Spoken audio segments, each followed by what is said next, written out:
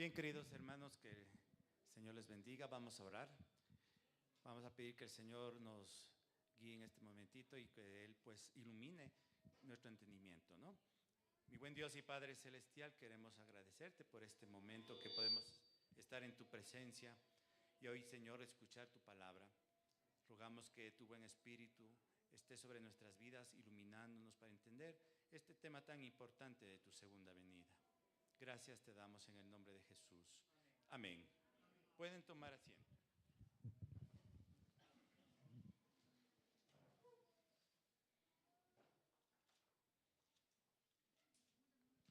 Y por favor, entonces, pueden abrir sus Biblias en Mateo capítulo 24. Bien, como se había anunciado, queremos este mes hacer una serie de estudios referentes a la segunda venida de Cristo, ¿sí? Las señales que preceden a este maravilloso acontecimiento y los detalles de cómo será ese tremendo periodo final, ¿no? Que será de gran sufrimiento en la tierra. Cómo estar nosotros preparados para esos días, si es que nos tocase o estuviésemos vivos, ¿no es cierto? En esos días, cómo estar preparados, ¿ya? Todas esas cosas vamos a estar viendo.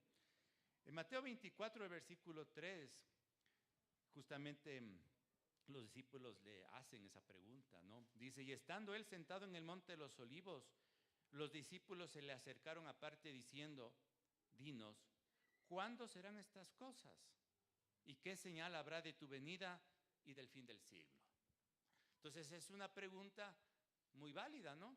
Que muchas veces todos nos hacemos. ¿Cómo será el fin? ¿Cuándo será el fin? Y el Señor Jesucristo no le dijo, mira, ¿por qué haces esas preguntas? No, más bien todo lo contrario. El Señor Jesucristo respondió, ¿ya? Y todo el capítulo 24 y el capítulo 25 de Mateo es la respuesta del Señor. Como ves, son 2 capítulos, es una respuesta larga, ¿sí?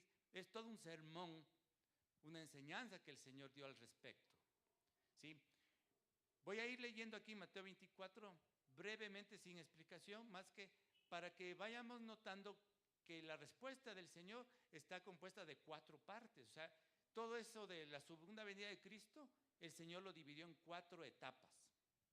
Entonces el Señor dice desde el verso 4, respondiendo Jesús le dijo, mirad que nadie os engañe, porque vendrán muchos en mi nombre diciendo, yo soy el Cristo, y a muchos se engañarán. Y oiréis de guerras y rumores de guerra. Mirad que no os turbéis, porque es necesario que todo esto acontezca, pero aún no es el fin. Entonces, el Señor está hablando aquí de un primer periodo o etapa que se llama principio de dolores. Es decir, es un periodo previo que todavía no es el fin en sí, ¿no es cierto? Sino es una etapa de como que vamos ya entrando al fin, pero todavía falta, ¿no? Sigamos, dice verso 7, porque se levantará nación contra nación y reino contra reino, y habrá pestes, hambres, terremotos en diferentes lugares. Y mire, y todo esto será principio de dolores, ¿ya? Es la primera etapa, principio de dolores. Entonces os entregarán a tribulación y os matarán y seréis aborrecidos de todas las gentes a causa de mi nombre. Muchos tropezarán entonces y se entregarán unos a otros y unos a otros se aborrecerán. Y muchos falsos profetas se levantarán y engañarán a muchos. Y por haberse multiplicado la maldad, el amor de muchos se enfriará. Mas el que persevera hasta el fin, este será salvo. Y será predicado este evangelio del reino en todo el mundo para testimonio a todas las naciones. Y entonces vendrá el fin. Fíjese, entonces aquí habla de la segunda etapa. Porque ahora el Señor dice, entonces vendrá el fin, ¿ya? Ese fin que dice el Señor que va a venir se llama la gran tribulación. Leamos. Por tanto, cuando estéis en el lugar santo, cuando veáis en el lugar santo la abominación desoladora del que habló el profeta Daniel, el que le entienda, entonces los que están en Judea huyan a los montes y el que está en azotea no descienda a tomar algo en casa. Y el que esté en el campo no vuelva atrás a tomar su capa. Mas hay de las que estén encintas y de las que críen en aquellos días. Orad pues que vuestra huida no sea en invierno ni en día de reposo, porque entonces habrá gran tribulación, cual no ha habido desde el principio del mundo hasta ahora, ni la habrá. ¿Sí? Entonces, esta es la segunda etapa que se llama la gran tribulación. Como ve allí, el Señor hace referencia a los que están en Judea, porque el epicentro de la gran tribulación es Israel. ¿Sí? Claro que todo el mundo entero va a sufrir las consecuencias, ¿no?, de este periodo de castigo, pero el epicentro es Israel. ¿Ya? Bueno, voy a saltarme en verso 29. E inmediatamente después de la tribulación de aquellos días, aquí viene la tercera etapa. ¿Sí? O sea, cuando se acabe la gran tribulación, ¿qué viene? Dice, inmediatamente después de la tribulación de aquellos días, el sol se oscurecerá, la luna no dará su resplandor, las estrellas del cielo caerán, las potencias de los cielos serán conmovidas. Entonces aparecerá la señal del Hijo del Hombre en el cielo, y entonces lamentarán todas las tribus de la tierra y verán al Hijo del Hombre viniendo sobre las nubes del cielo con poder y gran gloria. Entonces, esta tercera etapa se llama la segunda venida de Cristo. ¿Sí? Entonces, mire, tenemos principio de dolores, gran tribulación y segunda venida de Cristo. Y la última etapa, nos vamos a saltar al capítulo 25, verso 31. Es decir, cuando el Señor Jesús ha venido, ¿qué va a hacer? Dice ahí, 25:31. Cuando el Hijo del Hombre venga en su gloria y todos los santos ángeles con él, entonces se sentará en su trono de gloria y serán reunidas delante de él todas las naciones y apartará los unos de los otros como aparta el pastor las ovejas de los cabritos. Verso 31 dice, y se sentará en su trono de gloria. Es decir, el Señor viene a gobernar. Y eso es lo que se llama el reino milenial de Cristo. Va a durar 1000 años el reino de Cristo aquí en la tierra, antes de que venga el fin definitivo y el Señor nos lleve a la nueva Jerusalén. ¿De acuerdo? 4 etapas, ¿sí? Principio de dolores, gran tribulación, segunda venida de Cristo y reino milenial. ¿De acuerdo? Lo que acabo de leerles en Mateo 24 y 25 está en el libro de Apocalipsis. Y estas mismas 4 etapas están ahí en forma cronológica, ¿no? Entonces tenemos que el principio de dolores, que está en Mateo del verso 6 al 8, en Apocalipsis son los capítulos 6 y 7, que se llaman también los sellos del Apocalipsis. La gran tribulación, que estaba en Mateo capítulo, versos 14 al 21, en Apocalipsis son los capítulos del 8 al 18. Sí, la mayor parte del Apocalipsis habla de la gran tribulación. La segunda venida de Cristo, que leímos en los versos 27-30, es el capítulo 19 de Apocalipsis. Y el milenio, que leímos aquí en Mateo 25, está en Apocalipsis capítulo 20. ¿Sí? Entonces vemos que todo el Apocalipsis está bosquejado en Mateo 24 y 25 y se concuerdan lo uno con lo otro. De tal forma que incluso si algo no entendemos del Apocalipsis, podemos ir a Mateo 24 y ir interpretando, ¿sí?, los acontecimientos. Bien, hasta ahí, digamos, una introducción de todo lo que iremos viendo a lo largo de estos próximos 4 o 5 domingos. ¿Sí? Hoy día, ¿qué vamos a ver? Vamos a ver el primer periodo, la primera etapa, que se llama principio de dolores. ¿Sí? Que el Señor Jesucristo dijo que habrá guerra, falsos cristos, guerras, pestes, hambres, terremotos, persecución a los cristianos y el evangelio que sería predicado en todo el mundo, ¿no? Todo eso. Entonces, por favor, vamos ahora sí a Apocalipsis capítulo 6, a ir viendo ya en más detalle el principio de dolores. ¿En qué nomás consiste? ¿Qué será lo que va a sobrevenir, no? Ya. Apocalipsis capítulo 6, principio de dolores, ¿no? Los 7 sellos.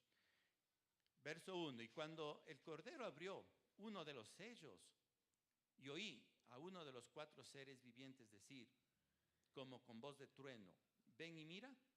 Y miré ya que un caballo blanco, y el que lo montaba tenía un arco, y le fue dada una corona y salió venciendo y para vencer. Entonces aquí, en sentido figurado, ¿no es cierto?, nos está hablando de un jinete sobre un caballo blanco. ¿Qué les dice a ustedes el color blanco? Pureza, paz también, ¿no es cierto? ¿Ya? Es algo aparentemente bueno, porque eso es lo que comunica el color blanco. Pero esto se corresponde en lo que Mateo 24 Jesús dijo: falsos cristos y falsos profetas. Entonces, este jinete del caballo blanco es la falsedad. Habla de imitar a Jesucristo, de un falso Mesías, de un falso Cristo. ¿Ya? El surgimiento del anticristo entonces tiene su origen aquí en este momento, ¿no? No como el anticristo dictador que luego aparecerá, sino que al inicio aparece como algo que viene trayendo la paz, ¿sí? ¿Qué es lo que el mundo busca ahora? Paz, ¿no es cierto? Queremos, y como les digo, el epicentro de todo eso es Israel, ¿no? Entonces, mire que allá nosotros escuchamos tantos conflictos bélicos, siempre, desde que yo era niño, siempre me acuerdo, guerra en el Medio Oriente, ¿no? Siempre se andan dando balas por allá. Y los terroristas, ¿no es cierto?, que son los que están siempre atacando a Israel. Entonces, lo que persigue ahora Israel, ¿cómo se llama? Paz y seguridad, dicen. Queremos paz, pero también queremos a cambio seguridad, es decir, que no vengan sobre nuestra población civil los terroristas a hacer atentados y cosas de estas. Entonces, ellos andan persiguiendo eso. Y sabe que hay justamente ahora en el movimiento político, ¿no? Hay algo que se llama los acuerdos de Abraham. El presidente Trump, junto con el presidente de Israel, Netanyahu, y otros presidentes árabes, están por firmar un acuerdo que se llama los acuerdos de Abraham, ¿sí? Es decir, ellos han puesto a Abraham, obviamente, como es el padre étnico tanto de árabes como judíos, y para los cristianos Abraham es nuestro padre espiritual. Entonces han cogido esta figura y han dicho, bueno, en torno a Abraham, que tenemos como un padre común, hagamos la paz. Somos hermanos, étnicamente hablando, dicen ellos. Entonces, el encargado de estos acuerdos de paz es el yerno del presidente Trump, que es un judío.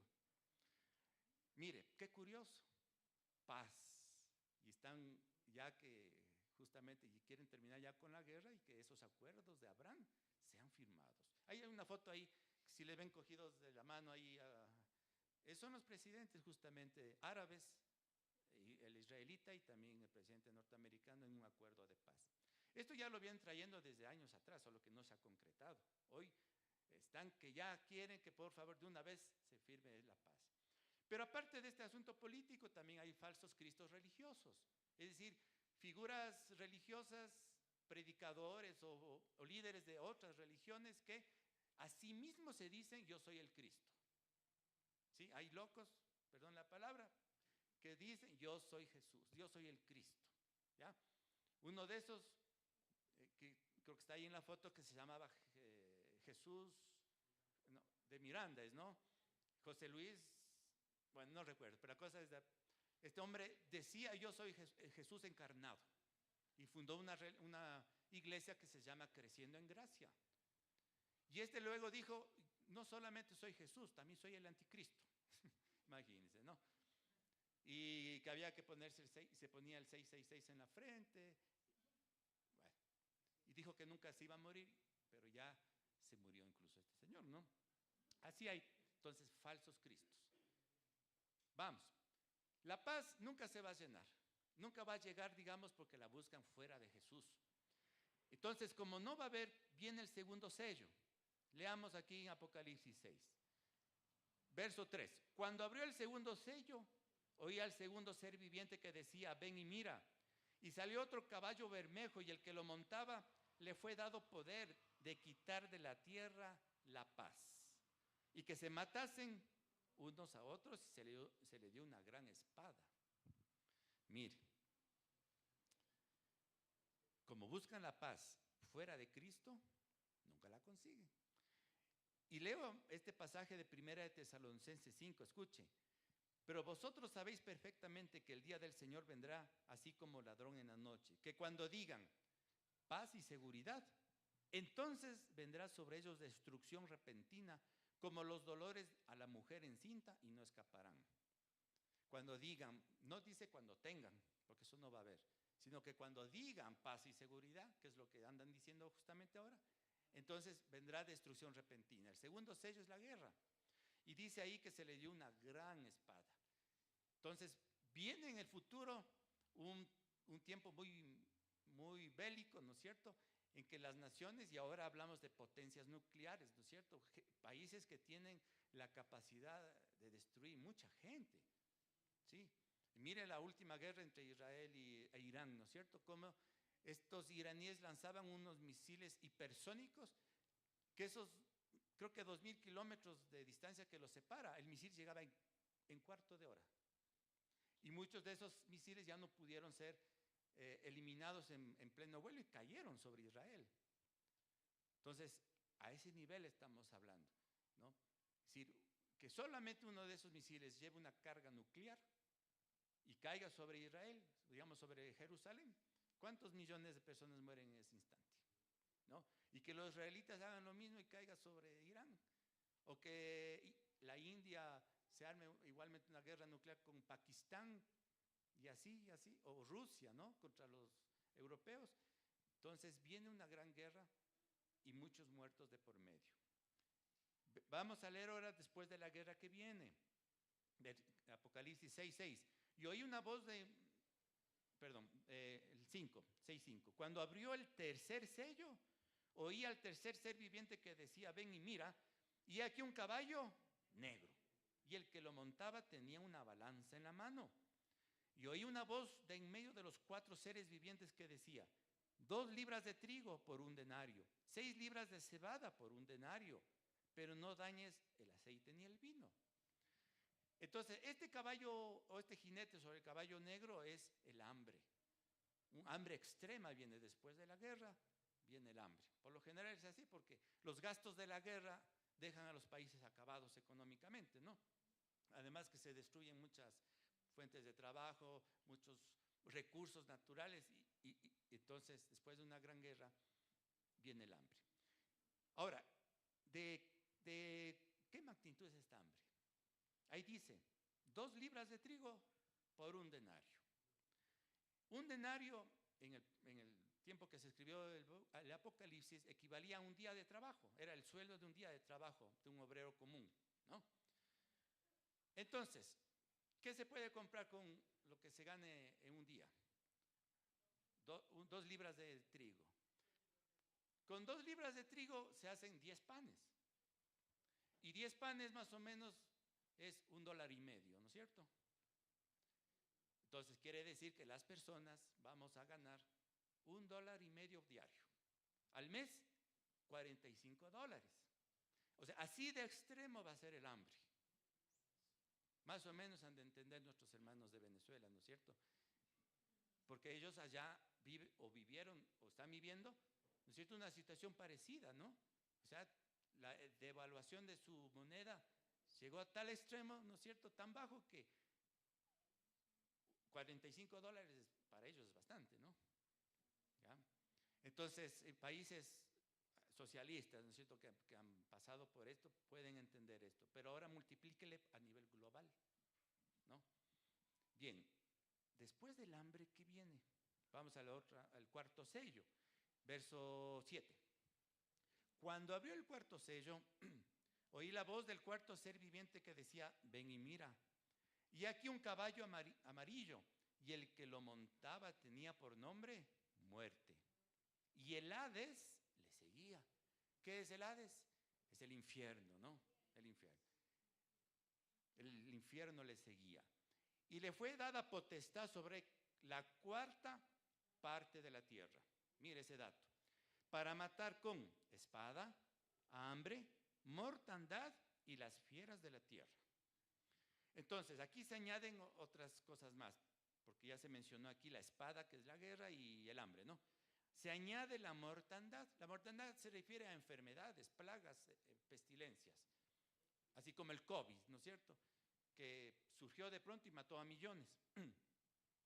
Entonces, en ese tiempo igualmente vamos a ver el resurgir de enfermedades o epidemias, ¿no es cierto?, pandemias, que van igualmente a diezmar a mucha parte de la población. Y también se añade aquí las fieras de la tierra.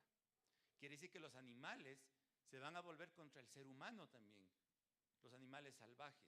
Quizás van a abandonar sus lugares en el bosque, ¿no es cierto?, para venir en las ciudades y devorar a la gente. Quizás ellos también van a estar con hambre, ¿no? Que la tierra va a estar destruida con tanta guerra. Tal vez sea esa la razón. Y aquí también en esta mortandad se incluyen los terremotos que Jesús mencionó en Mateo 24.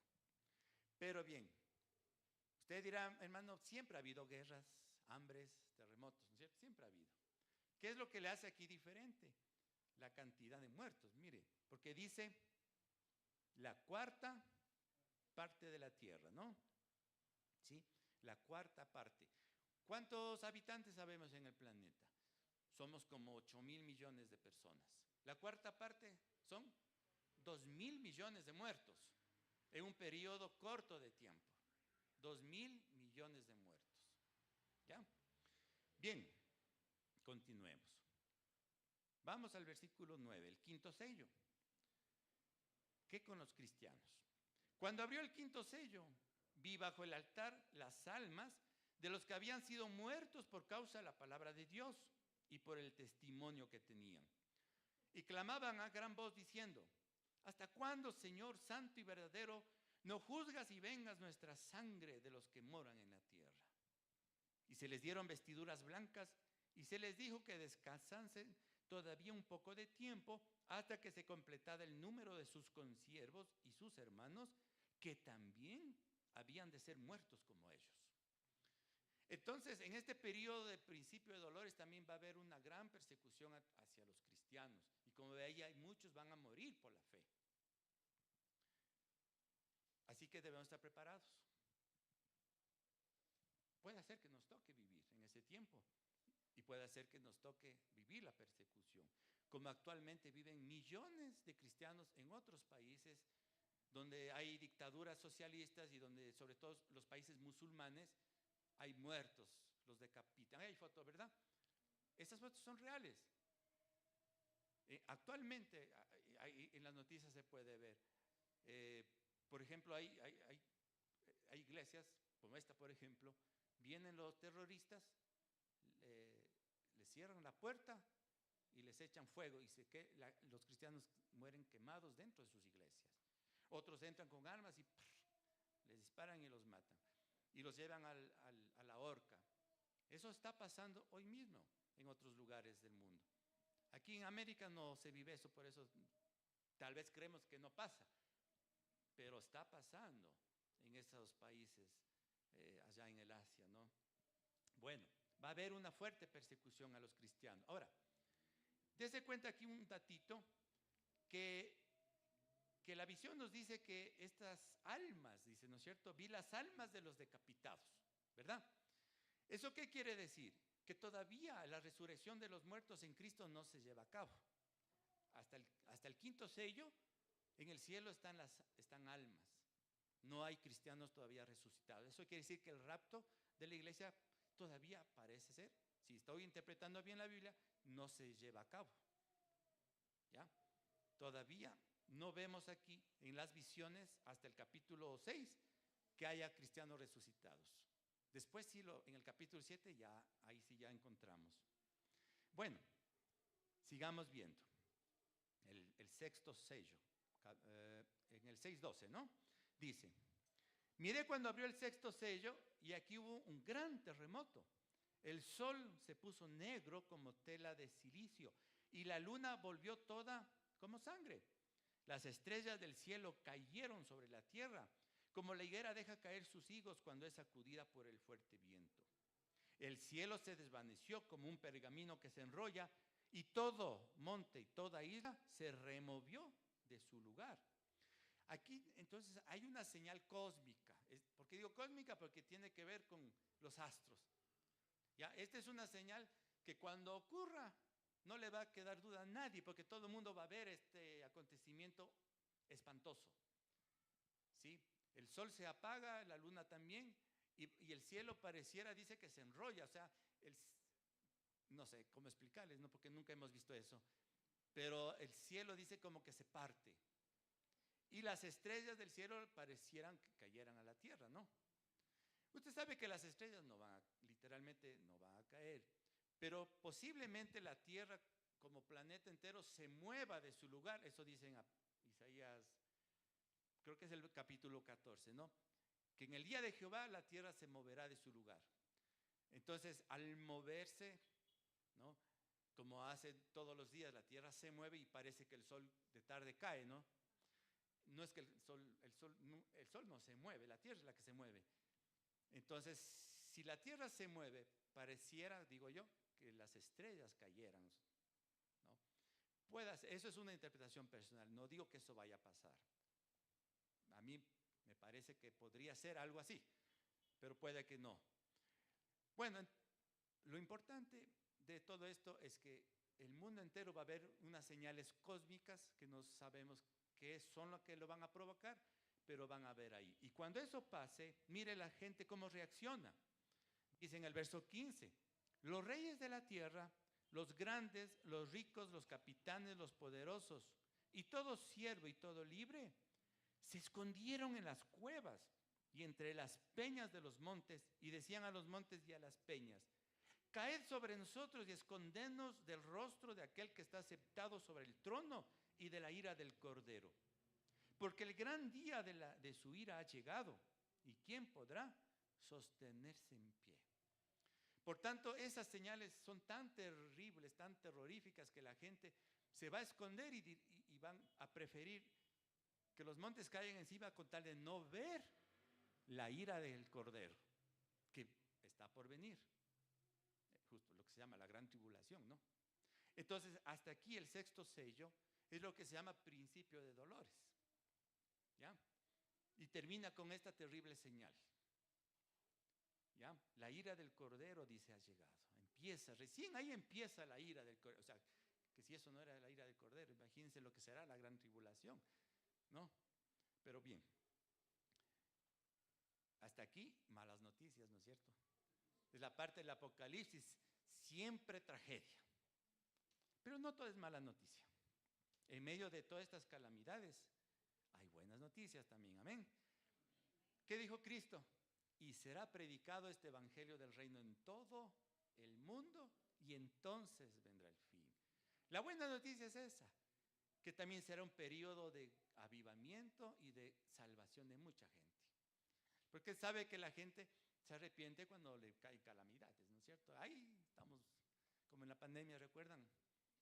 Sí, todo el mundo estábamos pensando que nos vamos a morir y nos concentramos a orar, ¿no?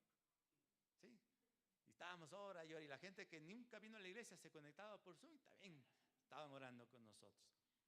Bien, el capítulo 7 justamente es el capítulo que nos habla de la salvación. Vamos a ver, capítulo 7, verso 1, mire. Después de esto vi 4 ángeles en pie sobre los 4 ángulos de la tierra, que detenían los 4 vientos de la tierra para que no soplase viento alguno sobre la tierra, ni sobre el mar, ni sobre ningún árbol. Y también vi también otro ángel que subía de donde sale el sol y tenía el sello del Dios vivo. Y clamó a gran voz a los 4 ángeles a quienes se les había dado el poder de hacer daño a la tierra y al mar, diciendo, no hagáis daño a la tierra, ni al mar, ni a los árboles, hasta que hayamos sellado en las frentes a los siervos de nuestro Dios. Y oí el número de los sellados, 144,000 de todas las tribus de los hijos de Israel. Y vuelvo y repito, ¿no? Israel cumple un papel muy importante en la tribulación. Primero lo que hace aquí el Señor es escoger a 144,000 israelitas, ¿ya? Y los llama siervos de nuestro Dios. Por tanto, estos 144,000 se supone serán también convertidos. Usted sabe que el judío es contrario a Cristo, pero estos son judíos cristianos, no judíos, israelitas cristianos, porque no solamente son de la tribu de Judá, ¿no? Que van a cumplir una gran labor durante la gran tribulación. Eso se topará en los siguientes domingos, ¿no? Ahora, ¿qué con los demás, las demás naciones, los gentiles que se llaman, ¿no? Verso 9, por favor, Apocalipsis 7, 9. Después de esto miré, y he aquí una gran multitud, qué lindo, ¿eh?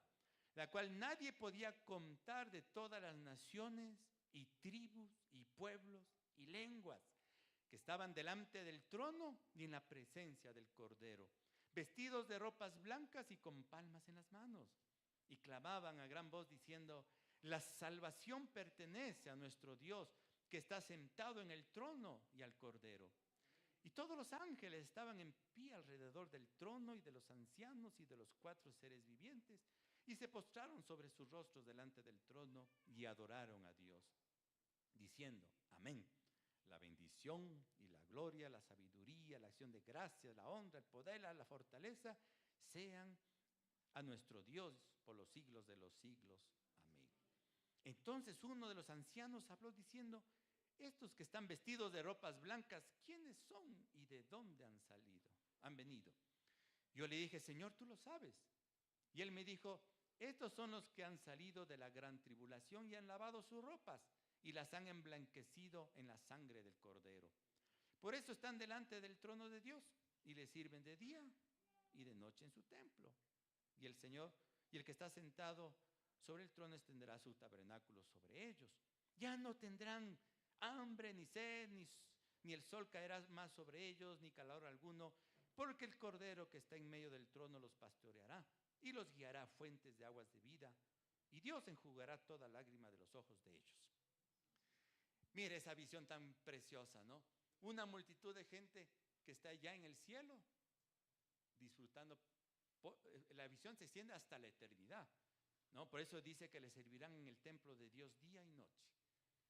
Esto obviamente ya habla de gente que ha resucitado, ¿ya? Porque está hablando ya de la eternidad. Por tanto, el arrebatamiento de la iglesia y la resurrección de los muertos en Cristo debió ocurrir, al menos digo yo, entre el quinto y sexto sello, porque en el quinto eran almas, pero aquí ya están en cuerpos glorificados. Puede ser entonces, si es que interpreto bien la Biblia, que el arrebatamiento entonces se da antes de la gran tribulación, pero después del principio de dolores. Hay otra posición teológica que dice que el arrebatamiento de la iglesia es después de la gran tribulación. Puede ser. Es decir, si los teólogos más grandes no se ponen de acuerdo hasta hoy, entonces hay cosas en la Biblia que no están tan claras, ¿no? Y yo no me atrevería a ser cerrado en eso y decir es antes o es después, ¿no? Yo creería que es aquí en este momento, cuando esta visión está aquí interpuesta, antes de la gran tribulación, pero después del principio de dolores. Pero no me cierro. A lo mejor puede ser que sea en otro momento el rapto de la iglesia, ¿ya?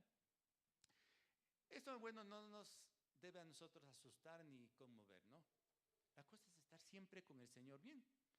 Y si ocurre el arrebatamiento antes, o en medio, o después, eso es un asunto de Dios.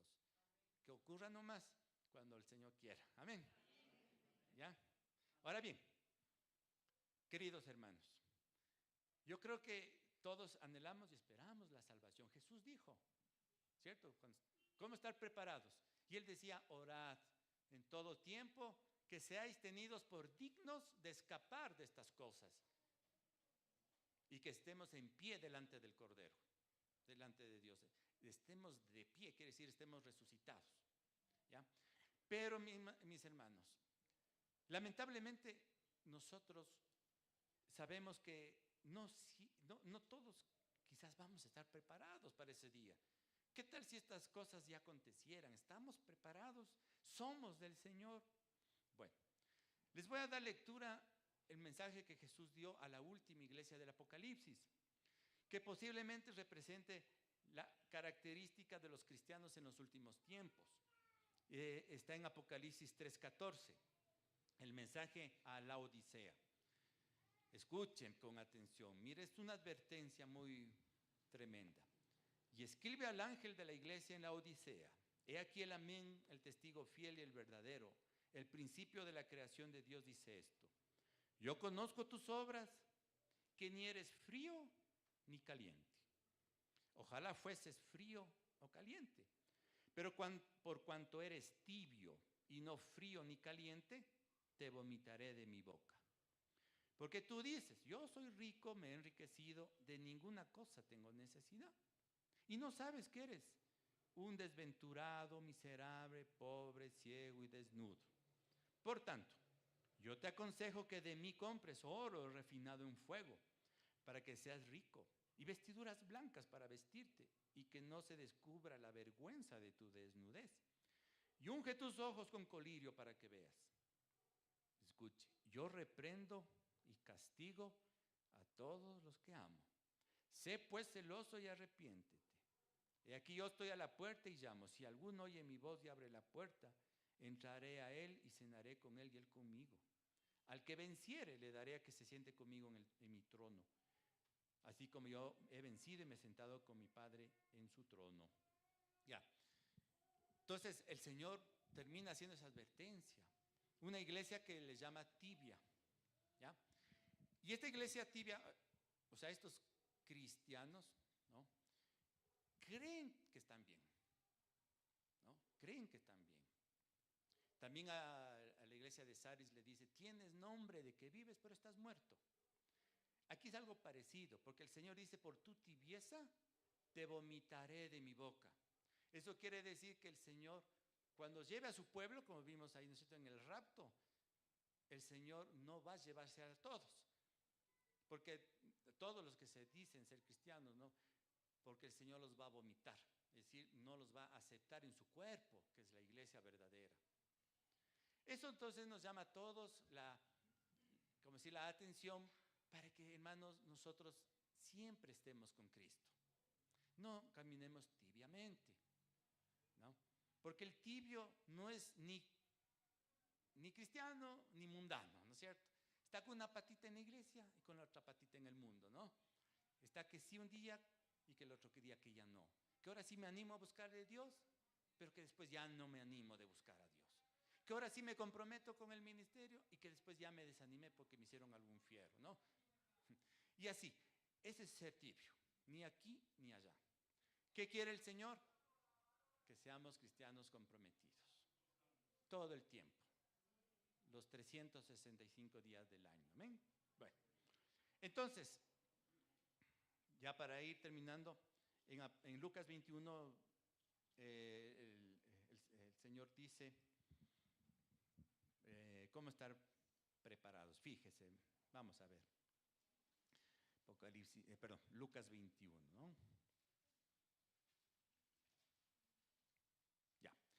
En el verso 31, Lucas 21, 31 dice, así también vosotros, cuando veáis que suceden estas cosas, sabed que está cerca el reino de Dios.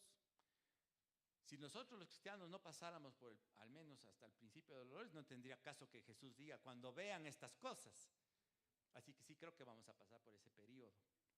Cuando ustedes vean estas cosas, sabed que está cerca el reino de Dios, ¿no? 32. De cierto os digo que no pasará esta generación hasta que todo esto acontezca. Estaba refiriéndose a Israel, que existe hasta el día de hoy, ¿no? El cielo y la tierra pasarán, pero mis palabras no pasarán. Mirad también por vosotros mismos, que vuestros corazones no se carguen de glotonería y embriaguez, y de los afanes de esta vida, y venga de repente sobre vosotros aquel día. ¿Ya?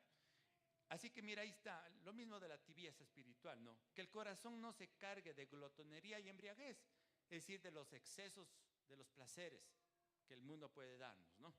Comer está bien, pero ya la glotonería es un exceso, ¿no es cierto? Ya. Entonces, todo a veces esas cosas que nos dan placer, incluso puede decir las cosas materiales, un buen sueldo, pueden desviarnos de los caminos del Señor, si no somos humildes, ¿no? Y de los afanes de la vida. ¿Qué es el afán? Mi trabajo, hacer dinero, ¿no? Vuelvo y repito, ¿no? Son cosas naturales que no está mal, ¿no? Trabajar y tener nuestra holgura económica. Pero otra cosa es olvidarme de Dios por hacer dinero. Eso es lo que Jesús quiere advertirnos. No. Trabajemos bien, pero no nos olvidemos de Dios. Amén. Sirvámosle al Señor. Sigamos. Porque, en el verso 35, porque como un lazo vendrá sobre todos los que habitan sobre la faz de toda la tierra. ¿Qué quiere decir como un lazo? Que como nos atrapó, nos atrapó. ¿Ah? Es decir, si nos atrapó mal, ya no podemos hacer nada. Iremos al juicio de Dios. Pero si nos encontró bien el Señor, Él nos llevará y nos sacará de este mundo a salvo. Sí, como un lazo, es decir, como nos atrapa, nos atrapa. Ya después no hay como hacer nada, ¿no? Verso 36. Velad, dice el Señor, mire, velad pues en todo tiempo orando, que seáis tenidos por dignos de escapar de estas cosas que vendrán y de estar en pie delante del Hijo del Hombre. Nuestra oración entonces debe ser esa: Señor, no permitas que yo pase por el juicio que viene sobre este mundo. Sácame antes. Ojalá, digamos, todos podamos escapar y no pasar por la tribulación. Sí, ojalá, ¿no es cierto? Porque nadie quiere sufrir, ¿verdad? Pero bueno, entonces esa es la manera, orando al Señor, ¿no? Dice, digno de escapar estas cosas que vendrán y de estar en pie. Verso 32. Y enseñaba de día en el templo y de noche saliendo, se estaba en el monte que se llama de los Olivos. Bueno, hasta ahí nomás. Bien, amados hermanos, entonces, esta primera etapa, ¿por qué le llama principio de dolores? Si le pone la imagen de la mujer encinta, ¿sí? ¿Por qué le llama principio de dolores? Porque el Señor estaba comparándole a una mujer que está por dar a luz, ¿no? Usted sabe que cuando ya le toca el momento, le comienzan las contracciones, ¿verdad? Al inicio son ¿qué será? Cada media hora de pronto, ¿no? Un dolorcito por aquí, pero después ya no es cada media hora, sino cada 20 minutos, y es más fuerte el dolor. Y después cada 10 minutos, cada 5 minutos, cada 3. La frecuencia del dolor es mayor y también, la frecuencia y el dolor es mayor. Entonces, cuando el Señor Jesucristo dijo estos principios de dolores, el Señor quería decirnos que estas cosas, guerras, hambres, pestes, terremotos, persecución a los cristianos, irían sucediendo cada vez con más frecuencia y con más fuerza. ¿Ya? Entonces, cuando eso pase, yo creo, pues si vamos a estar ahí, vamos a darnos cuenta, porque si antes había terremotos fuertes, me refiero, por ejemplo, unos 10 cada año, quizás ahora son 15, pero en aquel entonces serán 20 o 30 por año. Si antes el hambre igualmente había o aquejaba, digamos, a unos 1.000 millones de personas, quizás ahora son a 2.000 millones de personas. Y la persecución, y cada cosa va aumentando. Y de hecho, yo vi ahí unas estadísticas que tal vez ustedes no alcancen a leer, ¿no? Pero realmente todas esas cosas nos indican que están en aumento. ¿Ya? Más bien les voy a pasar al WhatsApp el material para que lo puedan leer, y en la página web donde saqué.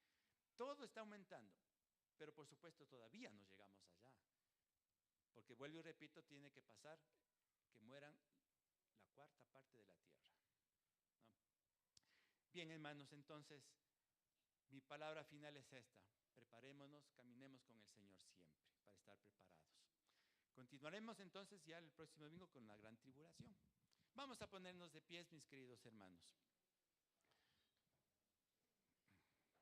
y oremos al Señor.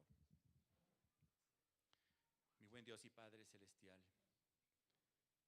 queremos darte gracias por la salvación